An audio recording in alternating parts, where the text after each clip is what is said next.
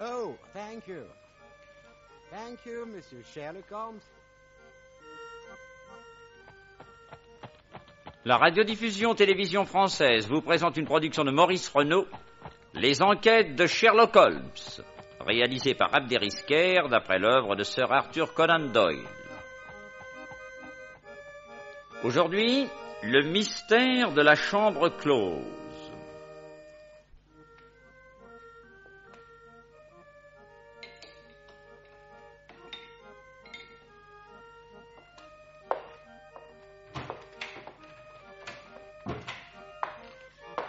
Bonjour Holmes. Bien dormi? Admirablement. Et vous? Oh, j'ai encore été réveillé par cette rengaine. Depuis des années qu'il nous lacerine sur son orgue de barbarie, le vieux John pourrait nous offrir une mélodie nouvelle. Dieu l'en garde, cette valse fait partie de mon décor, Watson. S'il en jouait une autre, ce serait comme si nous changions de mobilier. Je ne me sentirais plus chez moi. Oh, seriez-vous poète? Non, anglais. Donc attaché à toute tradition, fût-elle créée par un mendiant.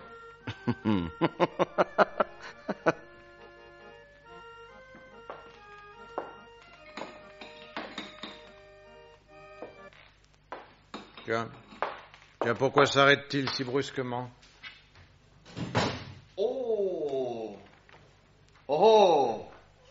venez voir. Venez voir, c'est une ravissante jeune fille, accompagnée d'un bel officier. Ils demandent un renseignement à John. Il leur montre notre maison, c'est peut-être parce qu'ils nous cherchent. Ah mais oui, ils traversent. Non, regardez, le bel officier prend congé de la demoiselle. Oh, vous avez vu la tristesse de leur regard? Voilà des gens qui s'aiment, Watson. Joli couple. Et de loin, on se dit au revoir de la main. Oh, c'est touchant. Vous ne comprendrez jamais rien à l'amour. Tenez, elle traverse. Mais oui, c'est chez nous qu'elle vient. Vite, Watson, donnez-vous un coup de peigne, peignez vos moustaches, et rectifiez votre cravate, et allez ouvrir. C'est ainsi, mes chers amis, que commença un matin d'avril 1897 une bien curieuse aventure. Nous l'appellerons, si vous le voulez, le mystère de la chambre close. Il posait un problème quasi insoluble. Scotland Yard n'y comprenait rien, et vous allez voir comment Sherlock Holmes, lui, parvint à le résoudre. C'est bien ici qu'habite Monsieur Sherlock Holmes. Oui, mademoiselle. Entrez. Le salon est par ici.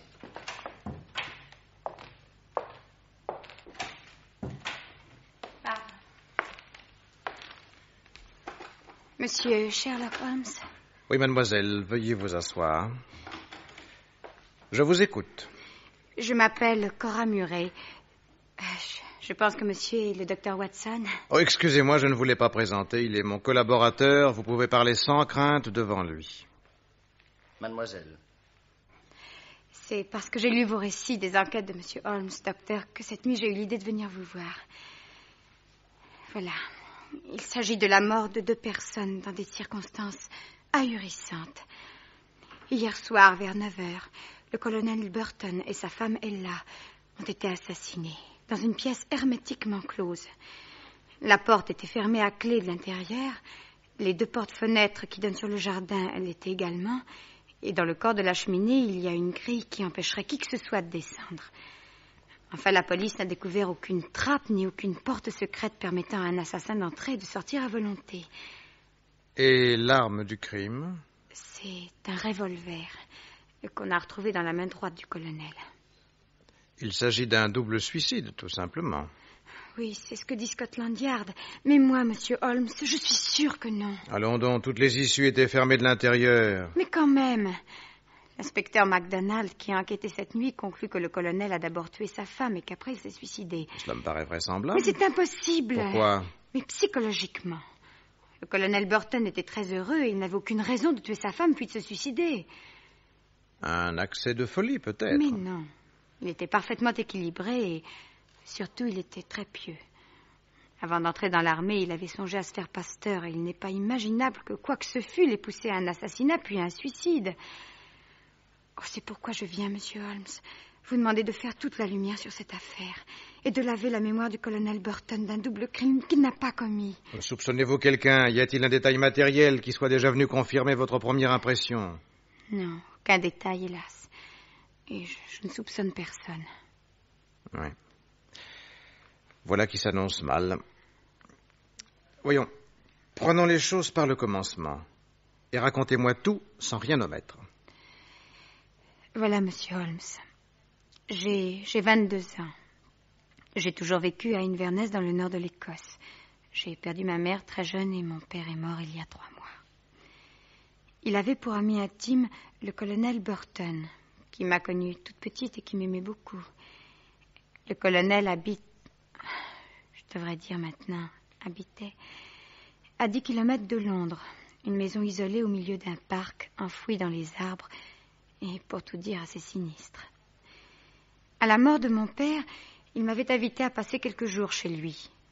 Ayant eu diverses affaires à régler, ce n'est qu'avant-hier soir qu'une voiture me déposait avec ma valise devant la propriété. Il faisait nuit.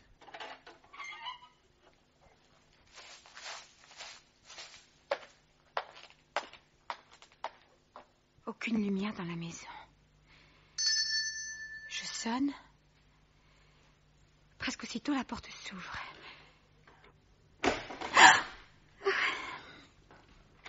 Et je vois une haute forme blanche.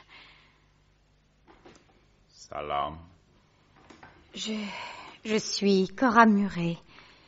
J'ai été invitée par le colonel Burton. Oui. Par ici. C'était un domestique hindou. Sous le turban immaculé et dans le visage sombre, ses yeux luisaient comme ceux d'un chat.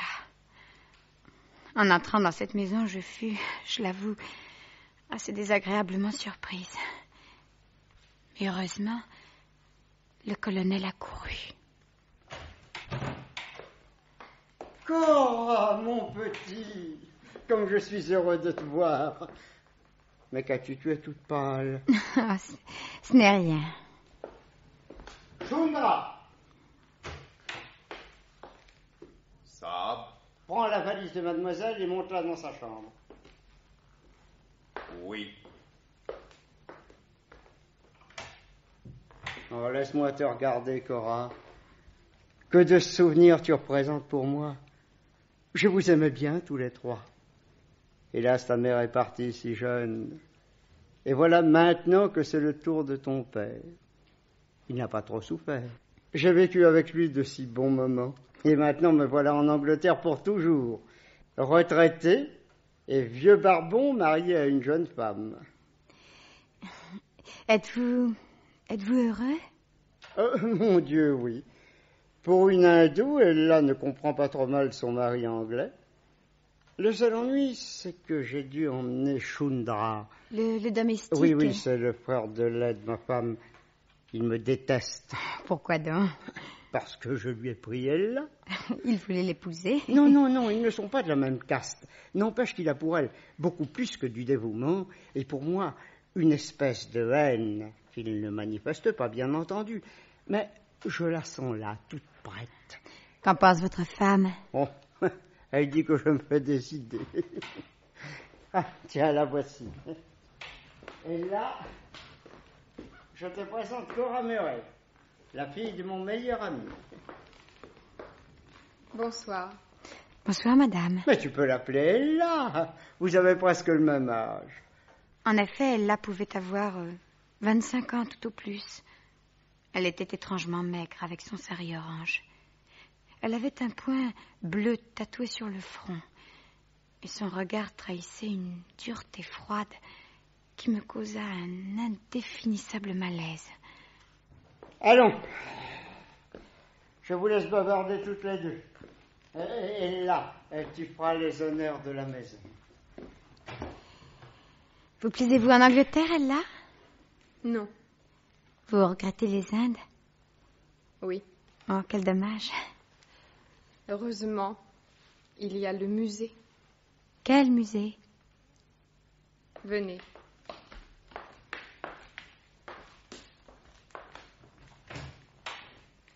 Ella m'emmena dans une vaste pièce qui donnait sur le parc par 2 portes-fenêtres. C'était en effet une espèce de musée hindou, et à la lueur de la lampe qu'elle venait d'allumer, je vis surgir des formes étranges, des statues grimaçantes qui réussirent à merveille à augmenter encore l'angoisse qui ne me quittait pas depuis mon arrivée. Shiva Nataraja. En le nommant, Ella me montrait un dieu à 4 bras, des serpents sur la tête, dansant au corps d'un démon entouré de flammes. Kali.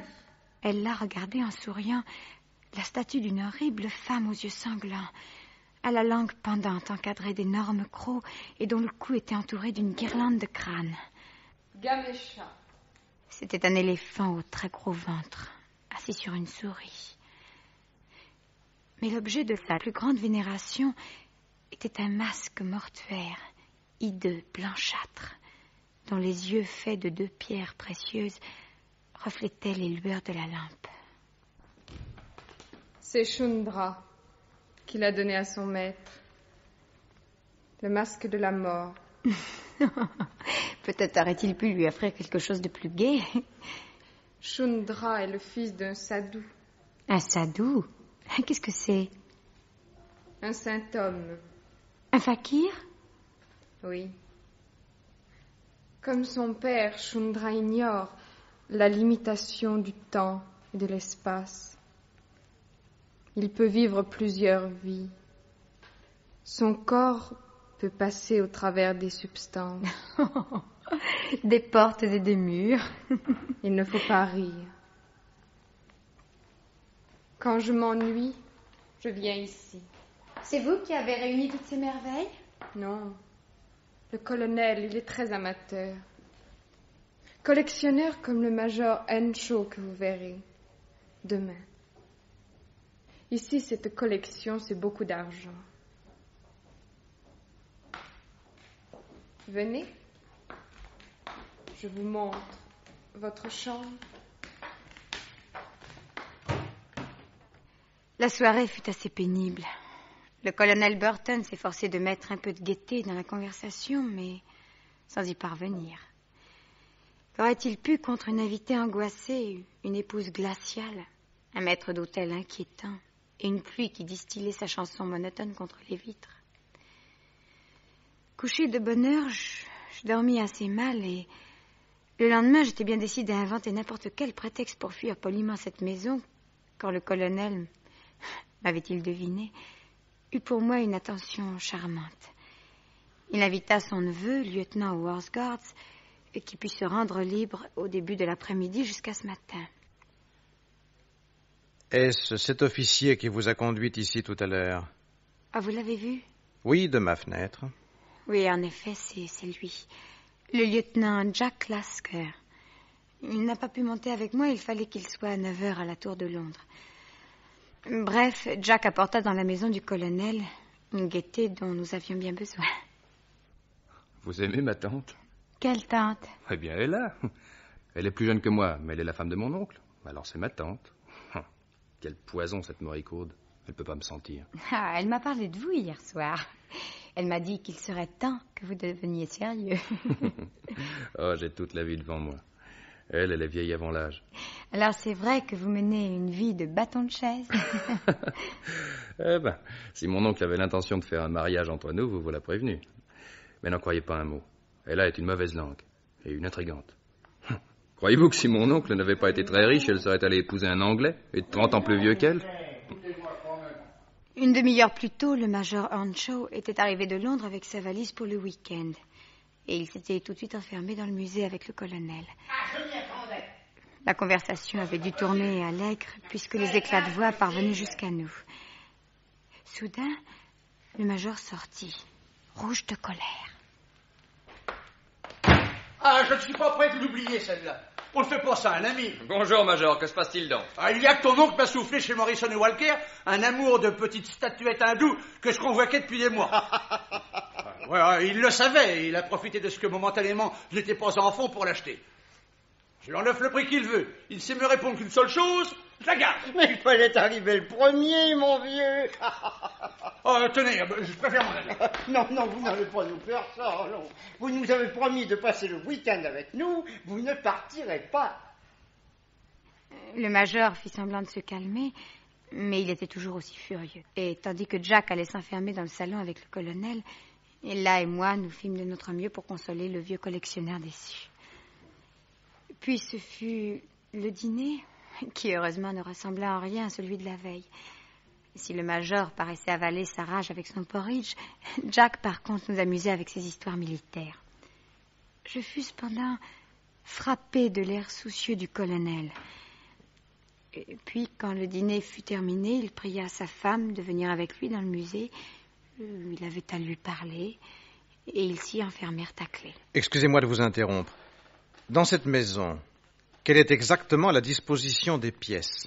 Eh bien, quand on est dans le parc et qu'on regarde la façade, on voit au milieu la porte d'entrée et de chaque côté une grande pièce éclairée par 2 portes-fenêtres. Celle de droite, c'est la salle à manger, et celle de gauche, le musée. Et où se trouve le salon? Derrière la salle à manger, sur l'autre face de la maison. Le salon et la salle à manger communiquent naturellement. Non, la double porte a été condamnée à cause d'un immense buffet qu'on pouvait mettre là. Mmh. Et derrière le musée, qu'y a-t-il? L'escalier qui monte au premier étage. On y accède par le couloir central. Si je comprends bien, quand on entre dans la maison, on se trouve dans un couloir. Tout de suite à gauche, on a la porte qui donne sur le musée, et tout de suite à droite, celle qui donne sur la salle à manger. Oui, exactement. Et en avançant dans le couloir, on trouve à gauche, au fond, l'escalier, et à droite, la porte du salon. Oui, c'est cela. Alors, une fois le colonel et sa femme enfermés à clé dans le musée, que s'est-il passé? Eh bien, le major devenait de plus en plus nerveux. Au contraire du colonel, il a un caractère nettement mal équilibré. Nous étions passés dans le salon, lui, Jack et moi, et il faisait les 100 pas dans la pièce comme s'il attendait quelque chose de la conversation qui avait lieu dans le musée. Je proposais à Jack et au major de faire une partie de whist. Excellente idée. Non, je ne veux pas. Oh, écoutez, C'est impossible. mon oncle et ma tante se disputent. Je ne veux pas. Pour changer, ils sont pas d'accord. Ton oncle est un type impossible. Excusez-moi, je monte une seconde dans ma chambre chercher ma blague à tabac. Mais je vous en prie. Pendant ce temps-là, je vais battre les cartes. Eh ben, moi, je file dans la salle à manger chercher la carafe de Porto. Dire que les Français ont la prétention d'avoir un goût raffiné et ils boivent le Porto en guise d'apéritif. Une seconde, ravissante Cora, et je reviens.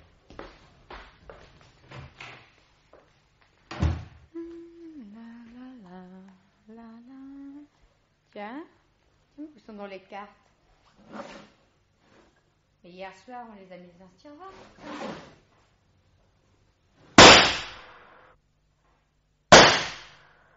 Qu'est-ce que c'est? Jack! Qu'est-ce qu'il y a? Je sais pas. Ah ben, vous avez entendu, on a tiré. C'est dans le musée. Un cambrioleur, peut-être. Mon oncle est là. Mon oncle est là. Mon oncle. Oh, écoutez, je vais voir dehors. S'ils n'ont pas fermé les rideaux par les portes-fenêtres, on se rendra peut-être compte de ce qui s'est passé. Major, surveillez la porte, au cas où le cambrioleur voudrait sortir. Jack et moi, nous sommes sortis par la première porte-fenêtre. Et nous avons aperçu le colonel, et là, gissant sur le tapis au milieu d'une mare de sang. Alors Jack est allé à l'autre porte-fenêtre, et arrachant une des rocailles qui servait de bordure à un massif de fleurs, il la jeta dans une des vitres. Puis, passant par l'ouverture ainsi pratiquée, il se précipita dans le musée. Il se pencha sur son oncle. À mon tour, j'entrai dans la pièce. Cora, c'est épouvantable. Il est mort. Et elle là. Tué d'une balle dans le dos. Oh, mais le cambrioleur. Il n'y a personne. Cora, je crois que c'est encore plus affreux que nous ne pouvions le penser. Regardez. Quoi? Ce revolver? Oui. Il l'a tué et après il s'est suicidé. Il s'est logé une balle dans la tête. Oh, ce n'est pas possible. À tout hasard, il faut appeler un médecin. Le médecin constata la mort du colonel et de Ella. Et Shundra, il avait entendu les coups de feu? Oui. Il était monté de sa cuisine et avait pénétré dans le musée par la porte-fenêtre dont la vitre était brisée. Il regarda froidement les 2 cadavres et il adressa un sourire indéfinissable au masque de la mort. Et quelle fut l'attitude du major? Oh, ses genoux tremblaient, il bégayait. Quand l'inspecteur MacDonald l'interrogea cette nuit, il n'en tira pas grand-chose. Le pauvre homme, il avait l'air effondré. Bon. Voyons, il est maintenant 10 heures. Veuillez m'inscrire sur ce papier, mademoiselle, l'adresse exacte du colonel, et je vous retrouverai là-bas au début de l'après-midi. Je pense y rencontrer les témoins du drame, sauf peut-être le lieutenant. Mais il m'a promis de se rendre libre dès la fin de la matinée, et il me rejoindra aussitôt. La jeune fille ne remarqua pas le regard moqueur de Sherlock Holmes quand il la vit rougir à la perspective de retrouver le bel officier. Décidément, c'était chronique. Depuis que mon ami avait été roulé par la belle Irène Adler dans l'affaire du roi de Bohême, il n'avait plus la moindre indulgence pour les femmes. Alors, Watson, que pensez-vous du récit de cette belle enfant? Pour moi, le colonel a tué sa femme et il s'est suicidé après. À moins que son maître d'hôtel fakir n'ait passé à travers les murs. Il y a encore une autre explication. Laquelle? Il est encore trop tôt pour vous l'exposer, mais... Mais vous tenez déjà la clé du mystère. Ah, je le pense. Enfin, nous verrons. Bien entendu, vous venez avec moi à la maison du crime. En douteriez-vous? Alors, rendez-vous ici à 1h. Nous prendrons une voiture pour aller là-bas. En attendant, je vais commencer mon enquête. À tout à l'heure. Comme promis, Sherlock Holmes était de retour et, visiblement, d'excellente humeur. Je me gardais bien de lui demander où il était allé et... Après une course rapide de 10 kilomètres, notre cab nous déposa devant la propriété du colonel Burton. Cora Murray vint au-devant de nous, accompagnée du lieutenant Jack Lasker et de l'inspecteur MacDonald. Enchanté de vous connaître, mon lieutenant. Et vous, MacDonald, comment ça va? On dirait que vous prenez un peu de ventre. Pourtant, le métier ne m'en laisse pas le temps, monsieur Holmes. Voyons d'abord les lieux. Quand je regarde cette façade... Les 2 portes-fenêtres de droite sont bien celles de la salle à manger, et les 2 portes-fenêtres de gauche sont celles du musée. Exact. La porte-fenêtre du musée, qui était la plus proche de la porte d'entrée, étant fermée, Sherlock Holmes s'approcha de l'autre, dont un des battants avait une vitre brisée. Il regarda par terre. C'est devant cette seconde porte-fenêtre, mon lieutenant, que vous avez ramassé une rocaille pour briser la vitre. Oui, monsieur Holmes. D'ailleurs, voyez la bordure du parterre de fleurs. Le trou est visible. En effet. Et à l'intérieur, les doubles rideaux n'étaient pas tirés. Non, et c'est pourquoi nous avons aperçu tout de suite les 2 corps. Bien. Je crois maintenant que pour entrer, il est aussi simple de passer par ce trou dans la vitre. Mais auparavant, une seconde, vous permettez? Sherlock Holmes se mit à genoux et rassembla méthodiquement les morceaux de verre qui jonchaient le sol. Puis, tout autour du châssis, il arracha l'une après l'autre les longues pointes de verre qui avaient été retenues par le mastic. Et il alla déposer le tout soigneusement devant la cheminée. En se relevant, il fixa tout à coup les yeux sur un coin du tapis. Il se baissa et ramassa un mégot. C'est le cigare du colonel. Vous voyez, il a fait un trou dans le tapis. Cigare hollandais. Il n'y a pas à dire. Vous êtes un as. Savez-vous, mon lieutenant, si votre oncle fumait toujours cette même marque de cigare? Oui, toujours. Mademoiselle Murray et vous, mon lieutenant, quand vous êtes entré dans cette pièce après avoir brisé la vitre, avez-vous remarqué une odeur spéciale? Non, pas particulièrement. Ah, moi, j'ai remarqué que ça sentait terriblement le cigare. Le cigare? Vous êtes sûr? Ah oui. Même à ce moment-là, je me suis dit assez sottement qu'étant donné la présence de ces idoles et de ces brûle-parfums, une odeur d'encens est mieux convenue. Bien, parfait. Je vous remercie. Bonjour. Je suis le major Alonso. Il paraît que vous êtes monsieur Sherlock Holmes. Je comprends mal pourquoi, mademoiselle Murray, vous a prié d'intervenir dans cette tragédie privée. Privé? Je n'en suis pas si sûr. Ainsi, vous avez eu un assez grave différend avec le colonel juste avant sa mort. Et alors? C'est de ma faute s'il est devenu subitement fou? Le colonel n'est pas devenu fou, Major. Il a été victime d'un meurtre accompli avec un très grand sang-froid. Oh, London. Et Shundra l'avait prédit en offrant à son maître le masque de la mort. N'est-ce pas, Shundra? L'homme ne peut pas empêcher le destin. De toute façon, je reviendrai ici demain matin pour raccorder tous les morceaux de la vitre et essayer de la reconstituer. Travail délicat, mais réalisable. Dans quel but? Nous aurons peut-être une surprise. Qui sait? En attendant, je vous demanderai de laisser un policeman en faction dans cette pièce jusqu'à minuit. Après, il pourra s'en aller. Attendez, monsieur Holmes. Et maintenant, mon cher MacDonald, répondez-moi franchement. Quand vous êtes à table avec des amis, buvez-vous dans le verre qui est devant vous ou prenez-vous le verre de votre voisin? Quoi? Je ne décrirai pas l'air ahuri de l'inspecteur quand il entendit poser une pareille question. D'ailleurs, Sherlock Holmes n'attendit pas la réponse. Il salua tout le monde et m'entraîna vers notre cab qui nous ramena à Londres. Là, je fis la tournée de mes malades et vers 8 heures, je mettais ma clé dans la porte de notre appartement quand...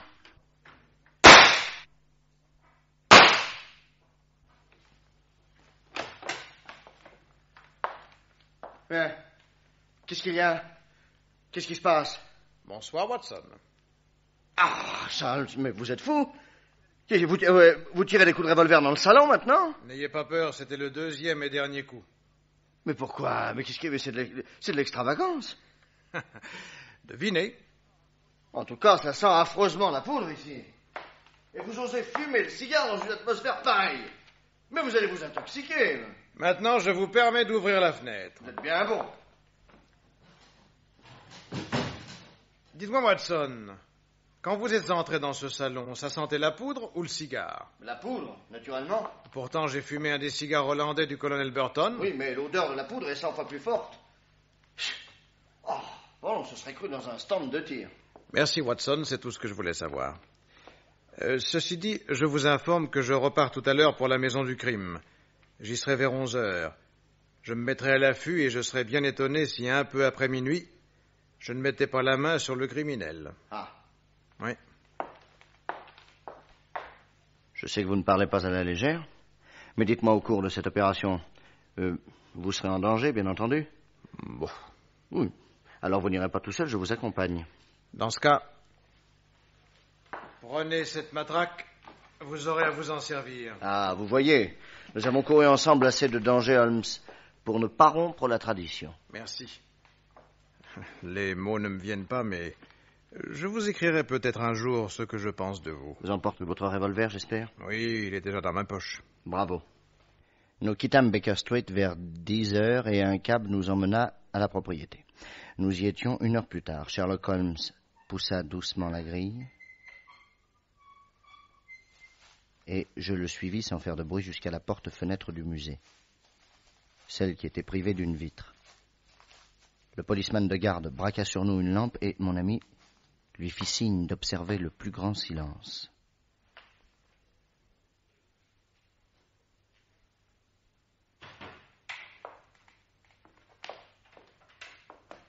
Nous entrâmes tous les trois dans le musée et bientôt nous avions trouvé une excellente cachette accroupie derrière un sarcophage. Policeman.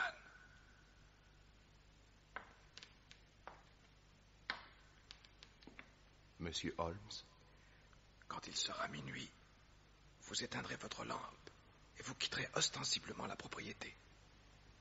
À 500 mètres d'ici, vous trouverez l'inspecteur MacDonald, que je suis passé voir cet après-midi à Scotland Yard. Il sera avec d'autres policemen, et sur mon coup de sifflet, vous accourrez pour cueillir le criminel, s'il vient. Mais je serais bien étonné qu'il ne vienne pas. Comme convenu, le policeman partit à minuit et notre attente véritable commença dans l'obscurité. Seul un rayon de lune quittait lentement un meuble pour grimper le long du mur. L'atmosphère lourde de parfums aromatisés de ce musée oriental allait, je le sentais bien, me faire sombrer dans une complète léthargie. Et je songeais maintenant à Shundra. Et bien plus que mon ami Holmes, j'en savais assez sur les Indes pour tout craindre de ce fanatique, s'il découvrait que nous étions en train de violer la solitude de ses idoles. Soudain, nous entendîmes des pas sur le gravier du jardin. Les pas s'approchaient. Enfin, une silhouette s'encadra dans la porte-fenêtre et pénétra dans le musée. Elle s'approcha de la cheminée, s'agenouilla, et, levant un marteau, elle se mit à pilonner les cassures de verre que Sherlock Holmes y avait déposées.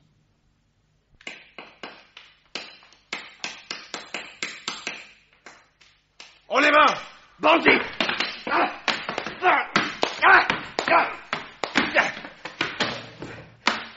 Ça y est, il a son compte. Il m'a frappé à l'oreille. Il avait une matraque lui aussi. Allumez la lampe, vite! Hein?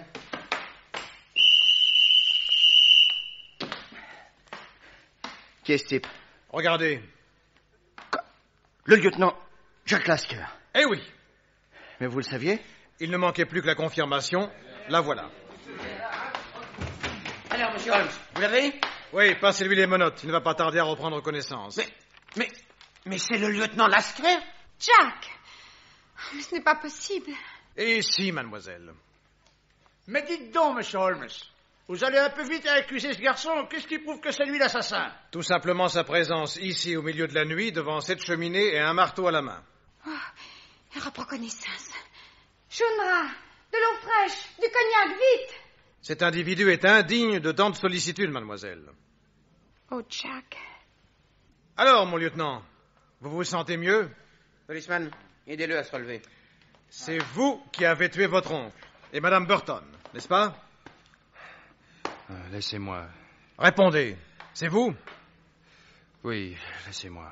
Ah ça, Jack, c'est toi qui es devenu fou. N'en croyez rien, Major. Il a perpétré ce double assassinat avec une admirable lucidité au contraire. Malheureusement, il ne s'est pas méfié d'une chose. Laquelle?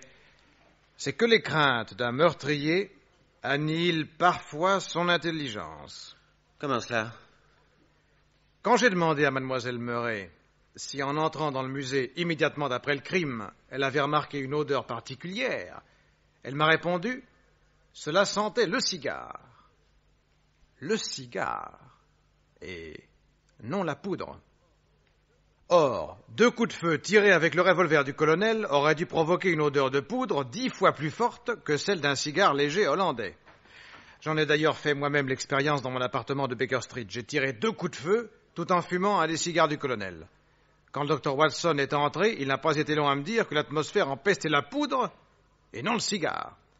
Conclusion, les 2 balles qui avaient tué le colonel et madame Burton n'avaient pas été tirées à l'intérieur de la pièce, mais de l'extérieur. Du jardin? Oui. Mais, alors, les portes-fenêtres étaient fermées. On a tiré à travers une vitre, tout simplement. Comment le savez-vous? Hier matin, quand elle est venue me voir, mademoiselle Murray a prononcé au sujet du lieutenant Lasker l'expression vide bâton de chaise. Bien entendu, je ne le soupçonnais pas encore, mais ayant été un des acteurs, ou tout au moins un des témoins du drame, de plus amples renseignements sur lui ne me semblaient pas inutiles et je suis allé en demander à ses chefs. C'est ainsi que j'ai appris qu'il était joueur et qu'il avait contracté 2 jours plus tôt une dette très importante qu'il n'avait plus encore réglée. Là-dessus, j'arrive à la propriété et une chose me frappe. Après avoir entendu les 2 coups de feu, le lieutenant était sorti dans le jardin avec mademoiselle Murray et tous 2 avaient regardé à l'intérieur du musée par la première porte-fenêtre qui se trouvait à leur droite en sortant. C'est ainsi qu'ils avaient découvert les victimes. À ce moment-là, d'instinct, qu'aurais-je fait à sa place? Qu'auriez-vous fait? Nous nous serions baissés, nous aurions arraché la rocaille qui se trouvait à nos pieds en bordure du massif qui court le long de la maison, et nous l'aurions jeté dans la porte-fenêtre qui était devant nous. Eh bien, non. Le lieutenant, lui, agit moins simplement. Il quitte mademoiselle Murray et va 3 mètres plus loin briser une vitre de la seconde porte-fenêtre. Et pourquoi? Parce que dans les morceaux brisés, on n'ira pas trouver les 2 trous faits par les balles. Est-ce que c'est vrai ce que dit M. Holmes? Oui. Mais à quel moment a-t-il tiré? Je vais vous le dire. Avant le dîner, il a eu un entretien avec son oncle et il lui a demandé de l'argent pour payer sa dette de jeu. C'est bien cela, n'est-ce pas, Lasker? Oui. Et l'oncle a refusé. Non, mais à condition que sa femme, elle aussi, soit d'accord. Alors je savais la partie perdue d'avance avec elle. Effectivement, après le dîner, ils vont tous les deux s'enfermer dans le musée. Et aux éclats de voix que vous entendez, vous comprenez que Mme Burton s'oppose formellement à ce que son mari paie cette dette de jeu. Tout cela, vous l'avez prévu, et comme ils n'ont pas d'enfants et que vous êtes le seul héritier, oui, cet après-midi, je me suis renseigné, vous décidez d'en finir.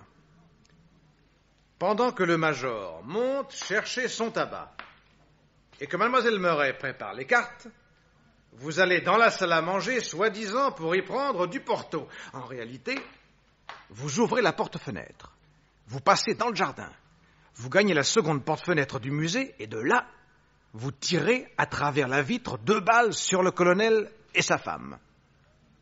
Vous êtes un excellent tireur et vous ne les ratez pas. Vous regagnez en courant la porte-fenêtre de la salle à manger, vous rentrez et vous réapparaissez dans le couloir devant mademoiselle Murray et le major. Là, vous émettez l'hypothèse d'un cambrioleur, vous sortez avec mademoiselle Murray et vous allez briser la vitre déjà trouée de 2 balles.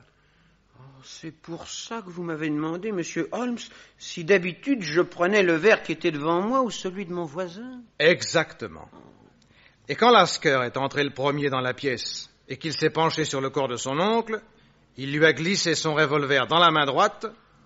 Ainsi, le crime était presque parfait. Mais, mon cher Holmes, ce qui m'étonne, c'est que, le soupçonnant, vous ayez dit devant lui que vous aviez l'intention de revenir le lendemain matin pour reconstituer la vitre. Ça, c'était l'inciter à détruire au plus tôt la seule preuve que vous aviez contre lui. Il n'a d'ailleurs pas tardé à venir casser à coups de marteau les morceaux de vitre, afin que la reconstitution ne fasse pas apparaître les 2 trous faits par les balles. Mais mon cher Watson, j'ai bluffé comme au poker. Dans l'état où étaient les morceaux, cette reconstitution était impossible. Mais cela, Lasker n'y a pas pensé une seconde. Il a pris peur. Et c'est là-dessus que je comptais, pour qu'il se découvre. Et comme je le prévoyais, il est venu briser les morceaux de vitre qui, croyait-il, pouvaient servir de preuve à son crime. Est-ce que c'est vrai tout ce que vient de dire M. Holmes? Oui, tout est vrai. Eh bien, mon gaillard, on t'a bien coincé, hein? Oh, vous ne cherchez pas à vous parer les plumes du pan, hein? Je peux même vous dire une chose. Moi, si j'étais à votre place, et si je risquais de me trouver encore une fois en compétition avec un homme comme Sherlock Holmes, eh bien, j'aimerais mieux donner ma démission et essayer un autre métier.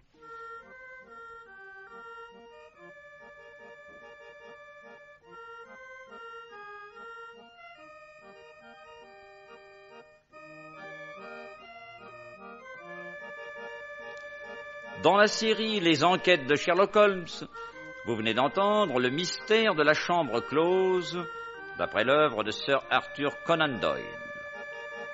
C'est une production de Maurice Renaud. Prise de son Jean Pantaloni, bruitage Henri Saint-Georges, assistant Jacques Béraud, réalisation Abderricquer.